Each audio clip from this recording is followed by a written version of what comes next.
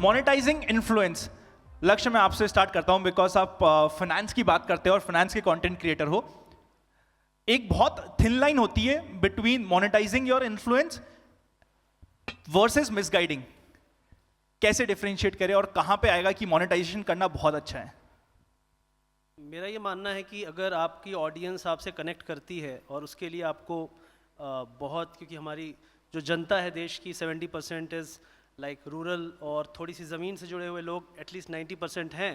तो if your content is grounded and you are trying to relate with them, not showing off too big things but showing off what you are, तो monetization becomes very easy. वो लोग ऐसे नहीं सोचते कि तुम्हारा course खरीद रहे हैं, वो बोलते हैं भाई तेरे लिए मैंने कोर्स ले लिया। वो अपने लिए भी नहीं सोच रहे, तेरे लिए। So that word, once that comes into mind of your audience, it means you have reached their heart, not mind. तो दिल में पहुंचना है, that is more important for me. Sandeep ji, आप भी ऑलमोस्ट सेम फील्ड से ही आते हैं एंड काफ़ी समय से काम कर रहे हैं। सो आपका क्या ओपिनियन है इस चीज़ को लेके, स्पेशली शेयर मार्केट से रिलेटेड? बिकॉज काफ़ी कन्फ्यूजन रहता है, कई बार लोग हमें उस शक की निगाहों से भी देखते हैं कि कहीं कुछ गड़बड़ तो नहीं हो रही। मैं बेसिकली फाइनेंशियल एजुकेशन में हूँ, तो शेयर मार्केट का थोड़ा पार्ट कवर करता हूँ एजुकेशन में। मैं बोलता भी रहता हूँ कि अगर आपके पास में टैलेंट है और आपका क्रूड भाषा में अगर बात करूँ तो आपका टैलेंट कचरा है अगर लोगों तक नहीं पहुँच रहा है। मैं बोलता रहूँगा मैं सचिन तेंदुलकर हूँ, सचिन तेंदुलकर हूँ, but if I am not playing on the ground it doesn't make any sense to the industry, right? So absolutely कि हमारे पास में, लोगों के पास में 100 रुपये की किताब खरीदेंगे, 200 की खरीदेंगे किताब, वो अच्छे नॉलेज मिल जाएगा, but people come to us so that we can give the transformation to the people. So there is a huge gap between what they learn and what they implement. The people who implement they make money, and we as a content creator we always promote that कि लोगों को जो मैं बता रहा हूँ वो implement करें, और that's how monetization happens in every industry, right? So लोगों तक पहुँचना और उनके दिल में जगह करना जूम के थ्रू, जिन्होंने हमको फील नहीं किया, टच नहीं किया, स्मेल नहीं किया, और ये it's a craft actually, I will say that. या साक्षी मैम, आपसे थोड़ा डिफरेंट क्वेश्चन पूछता हूँ। कौन से लेवल पे जाके हमें मोनेटाइजेशन स्टार्ट करना चाहिए? 5,000 फॉलोअर्स, 10,000, 50,000, और किस तरीके से सबसे बेस्ट होता है स्टार्ट करना? मैंने तो 0 पे चालू कर दिया था। So what I believe is that you must have first a product. You start with a product. आपके पास कुछ होना चाहिए जिसके लिए आप मार्केट में जा रहे हैं। I've seen differences here. I mean there are different school of thoughts, which is all right. But how my journey began is I became a coach first. I had a product that I wanted to sell, and that's how I started creating content around that particular product. And that's how now I have just reached 100,000 followers on LinkedIn. Congratulations on LinkedIn. On LinkedIn, wow. Yeah. So the thing is that you know, when you have a product, you know who is this for. So you have to be very clear about who you exactly are selling this product to. And then when you know that this is the audience, किसी को बताने की ज़रूरत नहीं है, you know that they have certain pain points. So it becomes so easy for you to, create your content only around their pain points so that they resonate. And then it doesn't matter, that's how I have experienced, that it just doesn't matter whether you have 1,000 followers or 4,000 or, the number really doesn't matter. Influence is more about, it's changing the perception. If you can change the perception of people around what they think, what they should think, and like how very rightly mentioned by Sandeep also, that transformation, the value, I think it's done. Nothing more is needed. Thank you. Ma'am, ये value पे ना मेरे को जाकिर भाई की एक line आती है। जाकिर भाई हमेशा कहते हैं, Zakir Khan by the way guys, वो हमेशा कहते हैं कि जब तक आपके दिल का ज़मीर और शतरंज में वजीर जिंदा है तब तक आप गेम में हो, और जब मर गया तब उसका कोई वजूद ही नहीं है कि आप गेम खेलो या ना खेलो। तो इसलिए आपको एथिक्स को फॉलो करना बहुत इंपॉर्टेंट होता है। शशांक, मैं आपसे स्टार्ट करूंगा कि आपने कब स्टार्ट किया था कंटेंट क्रिएशन में मोनेटाइज करना, और किस रूट से किया था, और सबसे पहले कौन सा प्लेटफॉर्म था जहां पे आपने मोनेटाइज किया था? Okay, so with respect to monetisation, पहले स्टार्ट कैसे किया था? Randomly in Covid time itself, because सब लॉकडाउन में था, क्या करना है, सो रैंडमली लिंक्डइन से ही जर्नी स्टार्ट करी थी। I shared my personal experiences there, because उस टाइम पे आइडिया नहीं था कि लिंक्डइन ही क्रैक कैसे करना है, इतनी एल्गोरिदम्स क्या है, क्या तरीके के कंटेंट डालना है। तो स्टार्टेड विद लिंक्डइन, एंड जब मैंने थोड़ा सा यूज़र बेस वहाँ पे बनाया, because the points she mention कि कुछ आपके पास होना चाहिए जहाँ पे like you can sell your product या जो भी आपने बनाया है। So then I thought okay, अब मैं यूट्यूब पे जा सकता हूँ।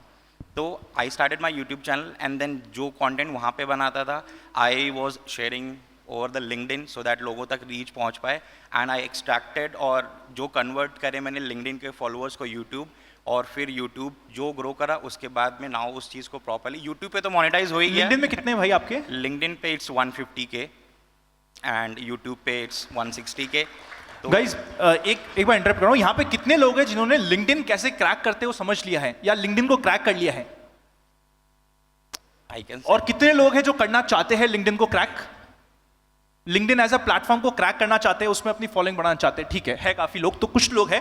मैं एक मोनेटाइजेशन में लिंक्डइन पे जो मुझे सबसे मेन इशू आता है वो ये कि आप ऊपर अगर लिंक लगा दोगे इन दी मेन पोस्ट तो आपका चलेगा नहीं, कमेंट्स में लगाओगे तो उसकी विजिबिलिटी एनी विच वेज कम है।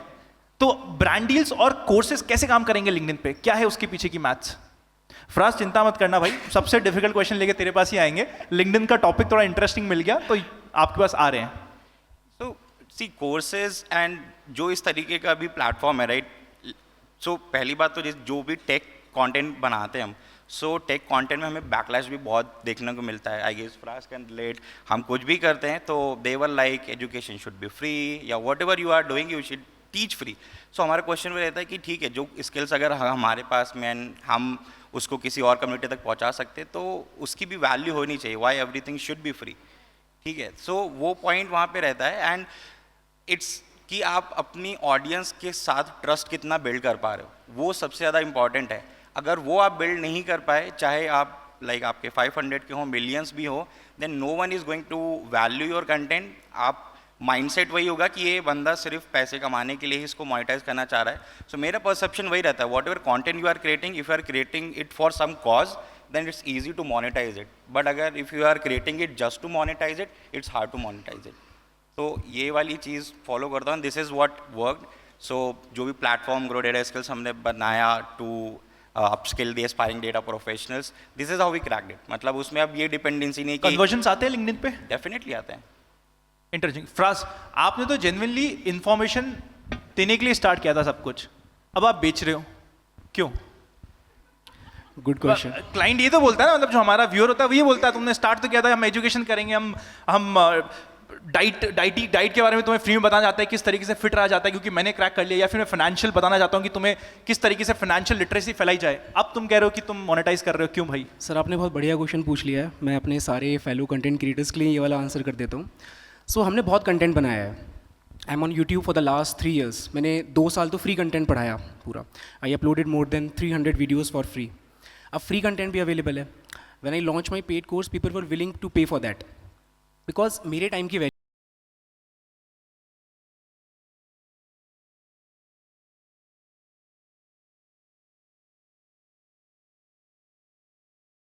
कॉलेज गोइंग ऑडियंस है। उनको जब भी कुछ लेना होता है ना, they have to get permission from their parents कि पापा हमें ये कोर्स चाहिए, और उसके बाद फिर उनको मिलता है। Then they are able to pay 4,000 to 5,000, right.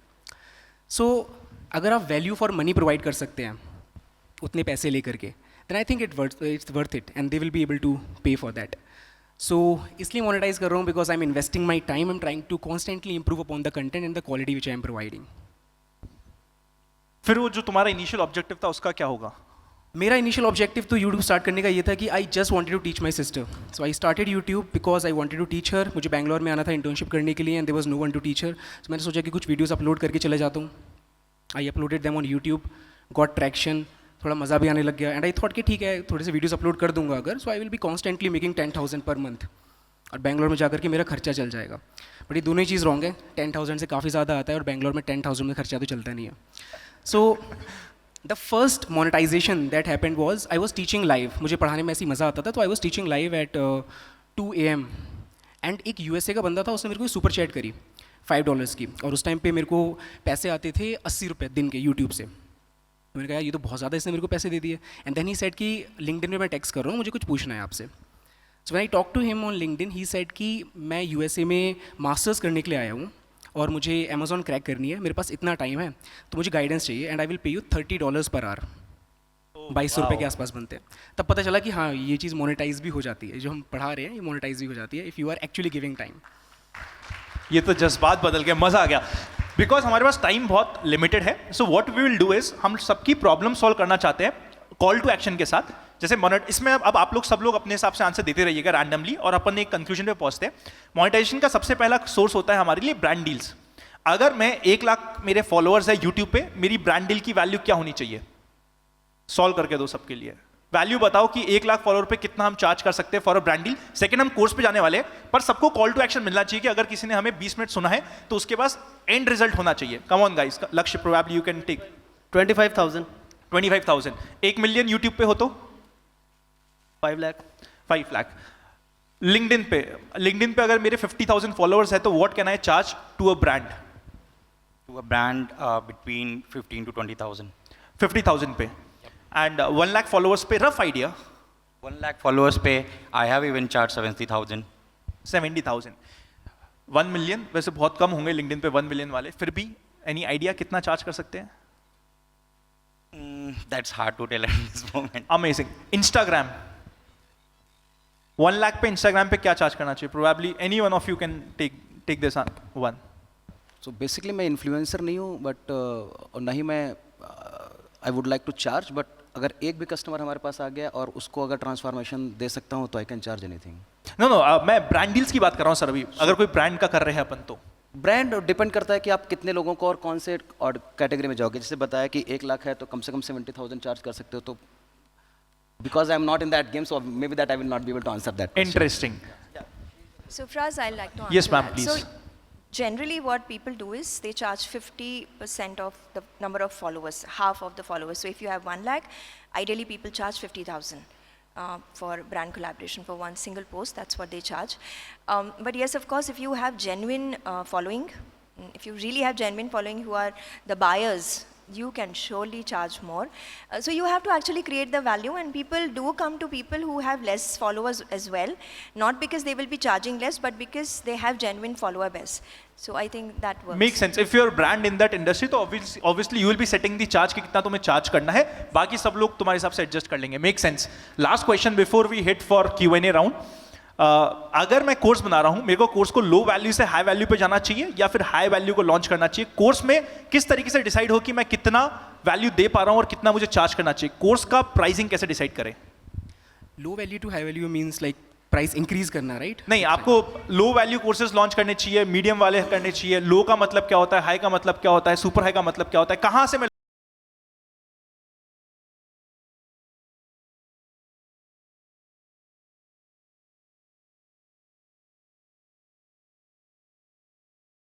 So in our case, if I talk about the tech industry, mostly the audience is college-going audience.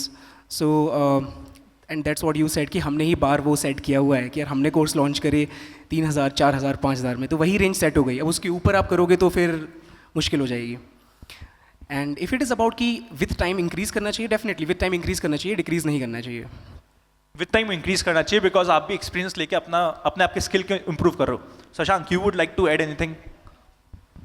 I believe this should be data oriented first of all, कि आपने जो content बनाए आपकी target audience क्या है। जैसे take की हम बात करते हैं तो जैसे फ्राज ने कहा कि टारगेट ऑडियंस कॉलेज, तो उसको उसके पर्सपेक्टिव से सोचना है। इफ़ आई फील कि I can help the mid senior level folks even 10+ years experience, so अगर मेरी टारगेट ऑडियंस वो है, I will definitely create that level of content as well, जो कि उनको लगे कि हाँ हमारे एक्सपीरियंस लेवल को मैच कर रहा है उस तरीके से, and it is going to help us.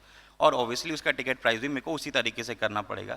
So it shouldn't be like अ कि यार मेरे को बहुत मास गैदर करना है, रैंडमली किसी भी प्राइसिंग पे लॉन्च कर देता हूँ छोटे टिकट प्राइस पे, बिकॉज जब आप एक वो कर दोगे तो ऑडियंस की एक्सपेक्टेशन वैसे ही सेट होती है, एंड देन फिर अगर आप हायर लेवल पे ले जाते हो तो दे विल बी लाइक अब तो इस बंदे के भाव बदल गए, वो वाला सीन हो जाता है। और ज़्यादा कन्फ्यूजन है तो सृजन को पकड़ लो, सब बता देगा कहाँ पे क्या करना है।